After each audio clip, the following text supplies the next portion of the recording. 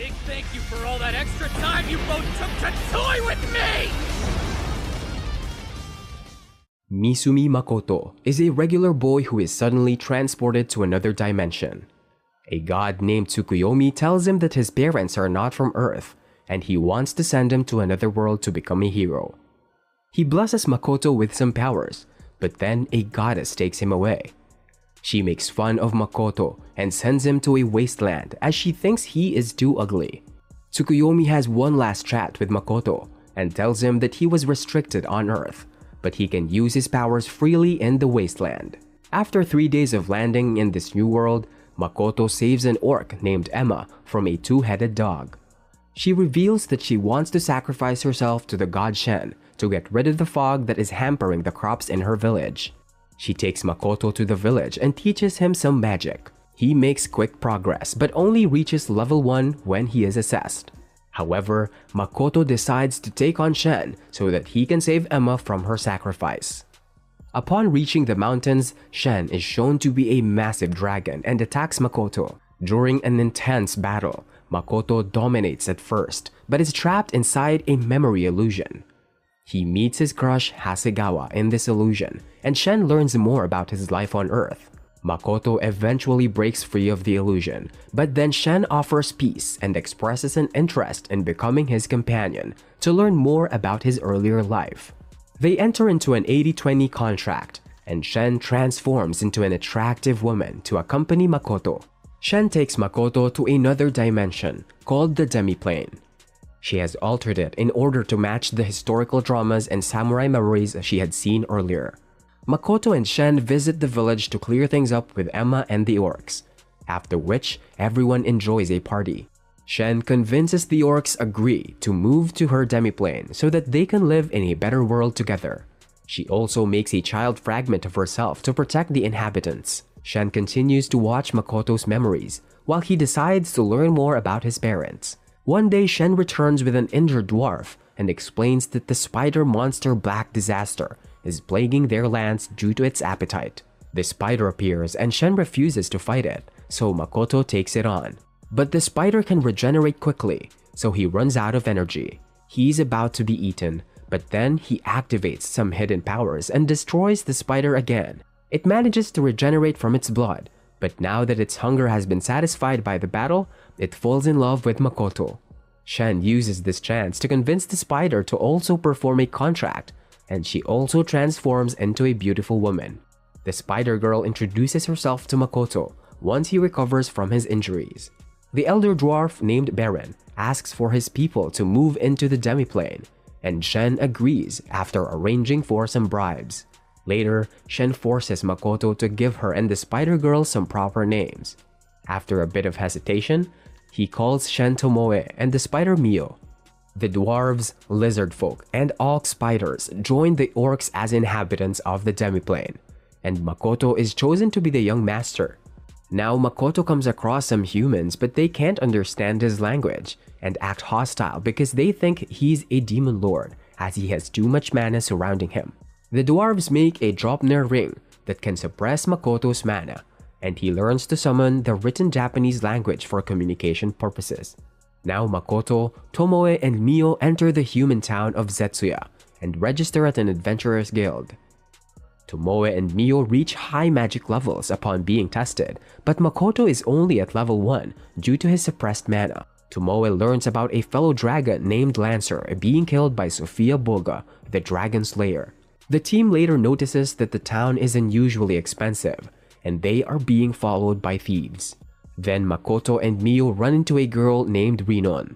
Rinon is taken to the inn, and she says that her sister Toa has disappeared. Meanwhile, Tomoe accidentally kills the thieves, but manages to spare one. Makoto bonds with Rinon, who gives him a sketch of Toa, and to his surprise, she looks a lot like Hasegawa.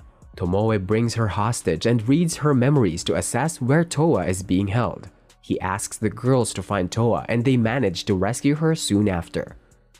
Meanwhile, Makoto uses his powers to spy on Rinon, who is reporting to Toa's kidnappers to help them steal Makoto's valuables. The girls meet Mills Ace, the strongest adventurer in Zetsuya, and are offered to join him, but they refuse. He uses a barrier to protect himself from their initial attack, but the girls take down the bandits without much fuss. They end up demolishing the building and punch Ace away, after which they compete over who's more powerful.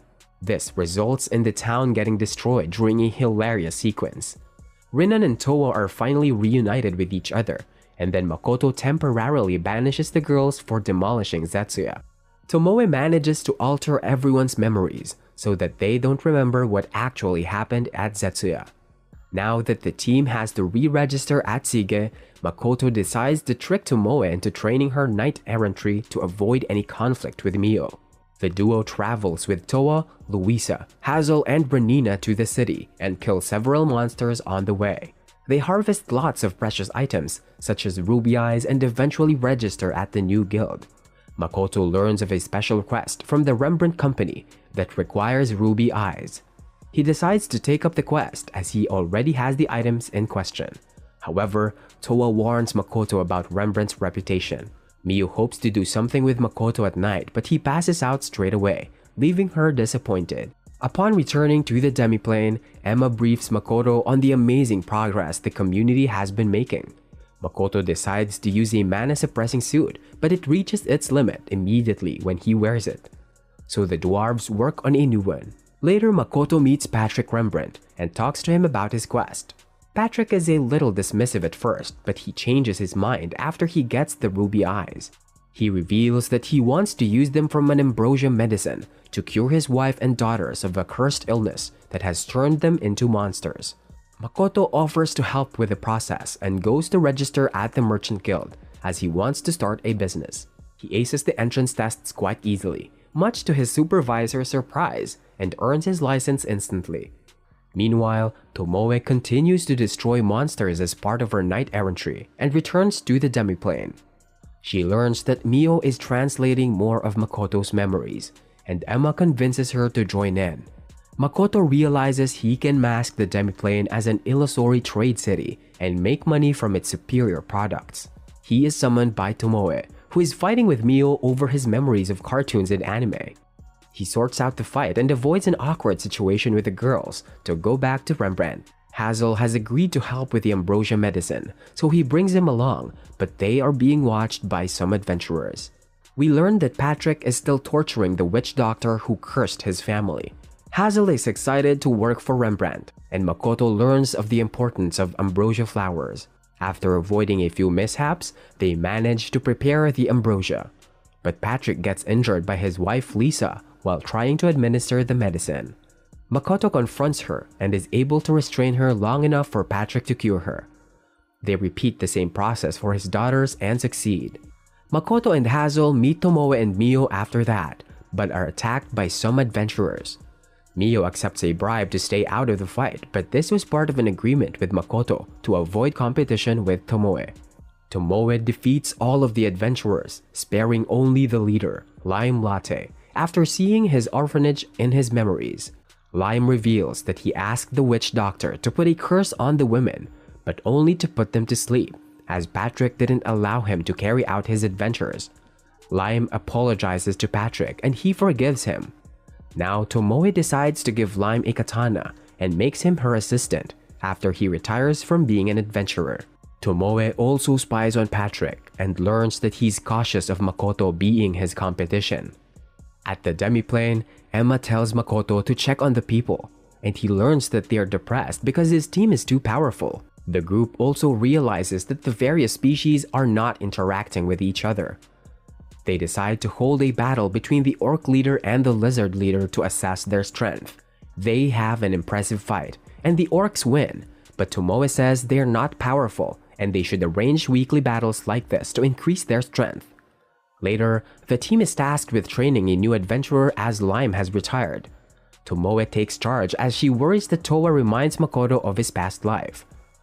In order to change Towa's attitude, she makes Towa and her team go through an arduous routine with ape monsters. They struggle at first, so Tomoe gives them a strategy to take them down. After this, Tomoe sends them to a den with 100 ape monsters. After an arduous battle, they succeed and are chosen as the new top adventurers. Meanwhile, Makoto decides to collect ambrosia flowers to boost his business. and then he asks Patrick to rent him a spot so that he can open the Kuzunoha Trading Company. Rembrandt realizes that Makoto isn't buying land to avoid the Tsuge Kingdom forcing him into spying on his operation, so he agrees. The girls enter the Tinarak forest to look for ambrosia flowers and learn that they are being protected by elves. The demiplane celebrates Makoto's company being formed, and he takes turns talking to each of his subjects. It's a tiresome night, and later the girls sense that their master has died for a split second while practicing archery. They rush to him and are glad to see him alive. Here Tomoe explains that Makoto was diffusing his consciousness while he was practicing with his bow. This led to him dying and coming back to life repeatedly, which has made his mana increase to god level. Even the demiplane is growing as a result of this, but it might catch the goddess's attention, thus pushing her to kill him. Later, Makoto has a brief encounter with a street woman, and it makes the girls jealous. They take him home and express their romantic frustrations, after which they try to force themselves on him. Makoto panics and escapes, then he equips himself with mana-suppressing outfits. Mio joins him as he goes to negotiate with the elves Aqua and Eris for the flowers. They hold hands and Mio gets excited, but they are interrupted when a group of adventurers led by the street woman try to steal the flowers. This pushes the elves to attack them. Mio loses her cool, so Tomoe advises Makoto to feed her his blood and it calms her down. This allows Mio to defeat Aqua and Eris without killing them, and then they are taken to meet the elders. Meanwhile, the adventurers are teleported to the demiplane and are kept there. Makoto and Mio meet the elder Nigistono and his son Adono, who doesn't like that the forest's barrier is weakening. Then they meet Aqua's and Eris's master, Mondo, but he is knocked away by Mio after she gets jealous of him holding Makoto's hand. Later, Mio spies on him and learns that Mondo is possessed. She also overhears Adono talking to someone about demons. At night, Mondo's spirit frees itself from his body and kills Adono for associating with demons. Makoto identifies the spirit as a lich. He is attacked by the spirit, but he defeats him easily and takes him to the demiplane. The forest dwellers start to respect Makoto after Tomoe appears and reminds them that she was the one who created the barrier in the first place. Later, the lich says that he wanted to be a Grant so that he could travel between worlds, but Tomoe clarifies that Grants are humans who have somehow managed to travel between worlds. The lich makes a contract with Makoto and becomes a man. But then the adventurers trigger an explosion, and it causes Tomoe to faint. Mio tends to Tomoe, while the others rush to handle the situation. The lich and Makoto combine their powers to heal everyone, but Emma reveals that an orc has died. Makoto reaches the explosion site and notices a portal to the outside world. He checks a memory fragment of the street woman and learns that the adventurers tried to steal his mana rings and escape. When Tomoe's child fragment tried to intervene, the ring exploded and it killed her along with the orc. Devastated by what's happened, Makoto locates the street woman and brutally kills her, but cries in sadness upon seeing what he's done. After the funeral is conducted, the lich is named Shiki. He reveals that Tomoe and Makoto have a deep bond now due to his memory viewing abilities, and it makes Mio jealous. Makoto promises to take protective measures with the illusory city so as to avoid another explosion. Then he decides to go to the Rotsguard Academy with Shiki to learn more about this world so that he can make it better. He leaves the girls with some gifts and is about to teleport, but then the goddess transports him to another spot where he is attacked by two demon warriors who chop off his fingers. The warriors reveal themselves to be Sophia the Dragon Slayer and the Dragonlance who is now in his human form Mitsurugi. Makoto tries to fend them off, but they are too powerful and break through his barriers. Things get difficult for Makoto, so he removes one of his mana rings and puts on a fierce display of fire and water, after which he destroys Sophia's sword. The demons try to kill Makoto by flinging him into the air, but he releases more of his mana rings and totally annihilates the demon army, after which he teleports away. However, he leaves the warriors alive and Sophia swears revenge. Patrick learns of this battle, but doesn't realize the damage was caused by Makoto. Shiki and the team tell Makoto that the goddess used him to destroy the army. Then Makoto meets Komoe, who is another Tomoe fragment made with one of his mana rings, thus making her their daughter. The illusory city opens up to the adventurers and becomes an instant success. Everyone celebrates this new chapter in their lives, while Makoto contemplates his drama-fueled future as the girls argue yet again.